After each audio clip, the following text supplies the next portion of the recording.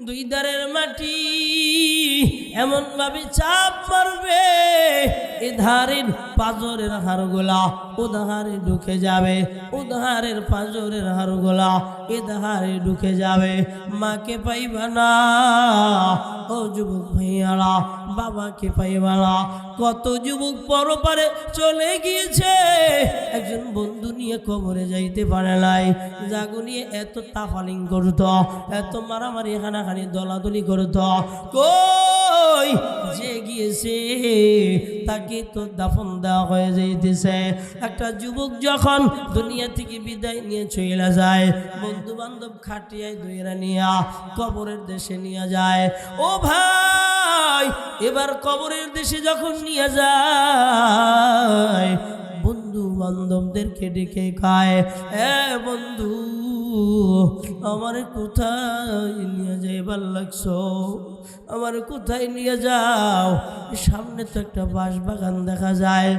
বৃদ্ধ বাবা সন্তানেরা যখন বাবাকে কাঁধে নিয়ে রওনা করে অন্ধকার কবরের দিকে যায় রে বাপজান, তখন সন্তানদেরকে বাবা ডেকে ডেকে গায়, সন্তানেরা কোথায় যাও? কোন বাঁশ বাগানে আমার নিয়ে যাইবার লাগছ? এবার যখন বাঁশ বাগানে নিয়ে যায়, বাঁশ বাগানে নিয়ে যাওয়ার পর সন্তানেরা বাবার পিঠ ধইরা, মাথা ধইরা, পা ধইরা কবরে নামায়। ও বাবাজি, আল্লাহর বান্দারা প্রস্তুতি নেও, প্রস্তুতি নেও না। আমার বোধহয় কখন মালাকুল মউত সামনে দাঁড়ায় যায়, তোমাদের বোধহয় কখন যেন মালাকুল মউত সামনে দাঁড়ায় যায় রে বাপজান। কেমনে যামু অন্ধকার কবরের দিকে? আরে অন্ধকার কবরের নামায়া এবার মাথার মুষ্টিটা খুইলা দেয়। বাবা ডেকে কয়, ও সন্তান, আমাকে মাটির ঘর এই অন্ধকার খবরে রাইখা যাইবার লাগছ, কিন্তু না, এটা কেউ শুনে না।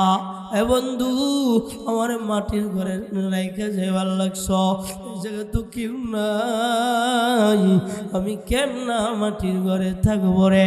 এত ডাকাডাকি করে, কই কোনো ডাকাডাকি দুনিয়ার মানুষে শোনে না। এবার যখন বাঁশ দিয়া দিয়া আটকা দেয়, এত ডেকে ডেকে কয়, এই আমার আটকেও না, আমার বড় ভয় লাগে, অন্ধকার কবরে আমার বড় ভয় লাগে, আমাকে আটকেও না, বড় ভয়। এবার আটকা দিছে তো, উপর থেকে একটু একটু আলো আসে, দিলের ভিতরে সান্ত্বনা, বোধহয় আলোটুকু আমার কবরে আসবে। সবাই ডেকে ডেকে কয়, এবার কলা পাতা বিছিয়ে দেব না রে। কলা পাতা বিছিয়ে দিয়েছে, এরপরেও মনে হয় একটু আলো আসবে আসবে, কিন্তু সবাই কয়, সবাই বলতেছে তাড়াতাড়ি মাটি চাপা দেব না রে। সবাই এবার কবরের উপরে মাটি চাপা দিতেছে রে বাপজান। একটু নিজের কথা চিন্তা করেন, চোখে যদি পানি থাকে একটু পানি ফেলায় দেন, এই দুনিয়ায় থাকতে পারবেন না। মাটি চাপা দেওয়ার আগে চোখের পানি ফেলান, চোখের পানির অনেক দাম।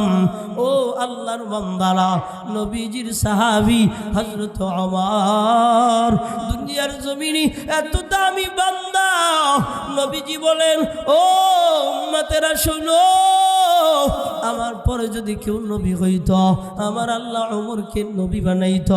ওই ওমরের কিতাবের ভিতরে লেখা হয়, চোখের ভিতরে কালো দাগ পড়ে গেছে, জাহান্নামের ভয় কান্না করতে করতে, কবরের ভয় কান্না করতে করতে নবীজির জান্নাতি সাহাবী ওসমান জিন্নুরাইন, দুইটা মেয়ে নবীর আমার বিবাহ করেছে।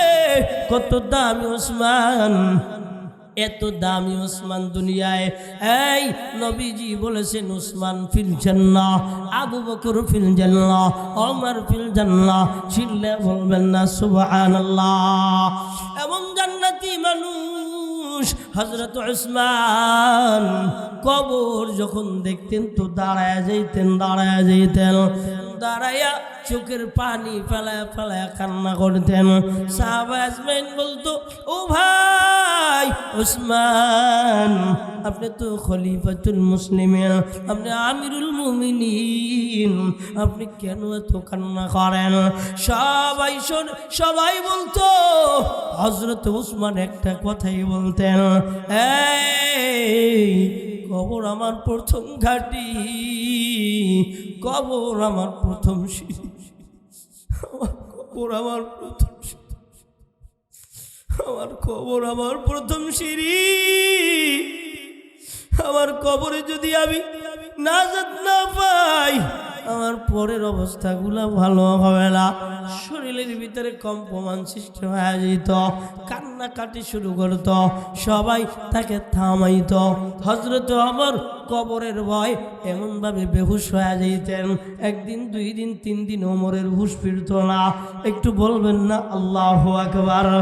এত বড় দামি বান্দারা এত কেঁদেছে, আবার আপনার কাঁদা দরকার আছে না নাই? চিল্লা বলেন না।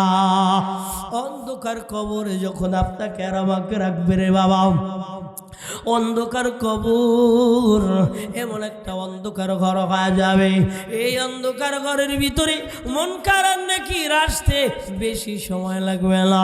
নবীজি কয় 40টা কদম বান্দারা চলে গেলে মুনকার নাকির চলে আসে রে। ও 40টা কদম চলে গেছে তো মুনকার নাকির আগমন করে। ও টাঙ্গাইলের মুসলমান, ও মির্জাপুরের মুসলমান, বাবাজি আল্লাহর বান্দারা, মুনকার নাকির যখন চলে আসে, এসে ডাক দিয়ে কয় মার রব্বুকা, বলো না তোমার রবকে।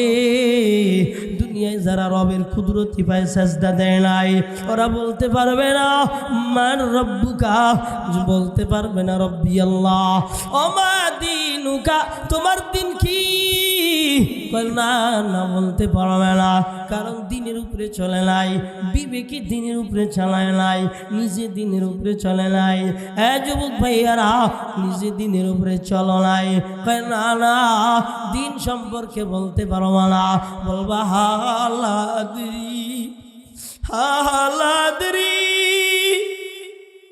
বলতে পারবা না। ও বাবাজি আল্লাহর বান্দারা, এই এরপরে বলবে মান হাদার রাজুল, এই বল না এই বান্দা কেডা? আমার নবীজিকে দেখা দেওয়া হবে। দুনিয়ায় মুখস্থ করে গেলে নবীজিকে চিনবে না। না না, দুনিয়ায় মুখস্থ করে গেলে নবীজিকে চেনা যাবে না। নবীজির চেহারা মুবারক দেখানো হবে, কিন্তু দুনিয়ায় দাড়ি রাখে নাই, দুনিয়ায় নবীর সুন্নত অনুযায়ী চুল কাটে নাই। যুবতী বোনেরা, দুনিয়ায় নবীর সুন্নত অনুযায়ী জীবন চালায় নাই, চিনবে না, বলবে আমি চিনি না, বলবে আমি চিনি না। ইতিমধ্যে নবীজি কয় গুরজওয়ালা ফেরেশতা দাঁড়ায় যাবে। শুধু গুরজওয়ালা ফেরেশতা দাঁড়ায় যাবে না, এই সাপ দিয়ে কবরটা ভরা যাবে। শুধু সাপ দিয়ে কবরটা ভরাবে না, অন্ধ বধির ফেরেশতা দিয়ে আল্লাহ পাথর নিয়ে দাঁড় করায় দেবে। 99টা সাপ কবরের ভিতরে এমন ভাবে আসবে, ও বাবাজি আল্লাহর বান্দারা, আমি কেমন সহ্য করব, আপনারা কেমন সহ্য করবেন?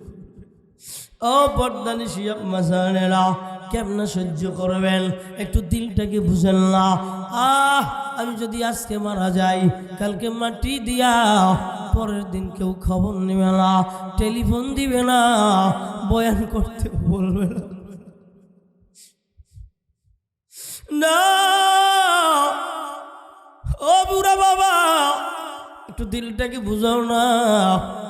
রাতের বেলায় যদি মরিয়ে যাও, অবস্থাটা কেমন হবে? কালকে তোমাকে মাটি দিয়ে দিবে, এমনকি রাতের বেলাও তো মাটি দিয়ে দিতে পারে। কথা বলেন ঠিক কিনা? কিন্তু কি হবে? এই দুনিয়ার মুখে পইরা এত গুনাহ কইরা, নবীজি বলে গুনাহগারের কবর দুই ধার থেকে এমন ভাবে চেপে আসবে, এমন ভাবে চেপে আসবে, আরে এদার থেকে ওদারে চলে যাবে, হাড্ডি গুন্ডি ওদার থেকে এদারে চলে আসবে, এমন ভাবে সাপে কামড় মারবে। নবীজি বলেন ওই সাপ যদি দুনিয়ায় একটা শ্বাস ফেলাইতো ও আল্লাহর বান্দারা, একটা শ্বাস ফেলাইলে দুনিয়ায় আর কোনো ফসল তৈরি হতো না। এমন একটা সাপের কামড় না, 99টা সাপের কামড় কেমন খাইবারে যুবক ভাইয়ারা, এখনো সময় আছে, দাড়িগুলা রেখে দাও, নামাজের দিকে আগায় যাও, মিথ্যা কথা বইল না। ও আম্মা জানেরা, সাবধান, বেপর্দা করিও না। তোমার এক একটা চুল, তোমার এক একটা সাপ কামড় মারতে থাকবে, এক একটা চুল এক একটা সাপ কামড় মারতে থাকবে। যুবক ভাইয়ারা, বোনদেরকে কন্ট্রোলে নিয়ে আসো, একটু পাও দিয়ে রাখা, বোন চুল বাইর করে চলিস না, তোর এক একটা চুল এক একটা সাপ হয়ে দাঁড়াবে। ও বোন, তুই আর চেহারা দেখায় মানুষকে চলিস না। ভাই, দুনিয়া একটা সাপে বোনরে কামড় দিলে সহ্য করতে পারে না, একটা গাড়ির তলে অ্যাক্সিডেন্ট করলে সহ্য করতে পারে না। ও যুবক, কেমন সহ্য করবা বোন যখন জাহান্নামী হয়ে যাবে, কবরের ভিতরে যখন ধাউ দাউ ধাউ দাউ করে আগুন জ্বলবে, একটু বলো না কেমন সহ্য করবা? একটু আওয়াজ দিয়ে বলেন না, সহ্য করা কি সম্ভব হবে নি? কয় না, সহ্য করা সম্ভব হবে না। ও গোলাম, তাহলে এবার করণীয় কিছু আসেনি? চিল্লা বলেন আসেনি? কয় করণীয় আছে। আল্লাহ বলেন, হাবিব আপনি আপনার উম্মতদেরকে জানিয়ে দেন, ইয়া ইবাদিয়াল্লাযীনা আসরাফু, হে আমার বান্দারা, তোমরা যারা দুনিয়ায় গুনাহ কইরা ফেলাইছো, এই দুনিয়ায় চোরের গুনাহ কইরা ফেলাইছো, মিথ্যার গুনাহ কইরা ফেলাইছো, বেনামাজির খাতায় নাম দিয়া ফেলাইছো, শোনো না ও গোলাম, দুনিয়ায় জিনার খাতায় নাম দিয়া ফেলাইছ। এবার আমি মাওলারে ডাক দে, আমি মাওলার কাছে তওবা কর, আমি মাওলা তোর জিন্দেগির গুনাহগুলো মাফ করে দিমু। চিল্লা এখন সুবহানাল্লাহ।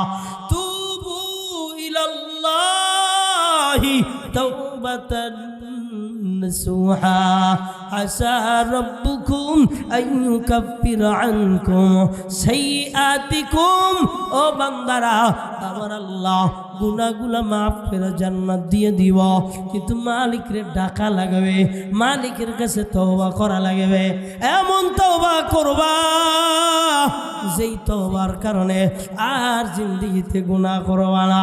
ও যুবক ভাইয়ারা, ও যুবতী বোনেরা, নবীজির জামানার একজন যুবতী, নবীজির একজন সাহাবিয়া নিজে জিনা কইরা ফেলাইছে।